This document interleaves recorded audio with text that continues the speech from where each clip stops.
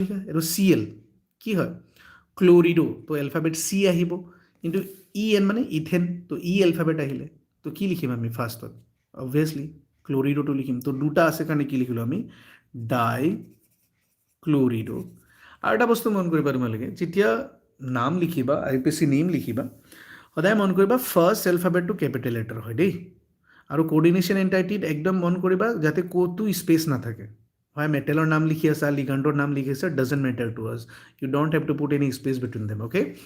খালি coordination entity আৰু counter আইনৰ মাজতে স্পেচ থাকিব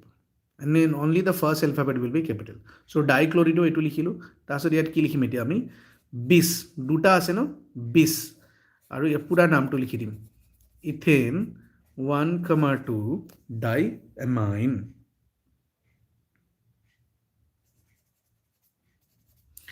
তাৰপিছত কি আছে মেটেল কি হয় আমাৰ কোবাল্ট তো কোবাল্ট লিখিলোঁ তাৰপিছত তাৰ অক্সিডেশ্যন নাম্বাৰ তাৰপিছত এইটোতো কাউণ্টাৰ আয়নে হয় তো এইটোক আমি কি লিখিম ক্ল'ৰাইড এতিয়া কিমান হ'ব চোৱা ইয়াৰটোতো জিৰ'ই ই দুটা আছে তো -2 এফালে এটা আছে -1 তো -2 আৰু -1 কিমান হৈ গ'ল মানে x -3 আহি যাব তো -3টো ইফালে গ'লে 0 ইফালে গ'লে +3 তো ইয়াতে তো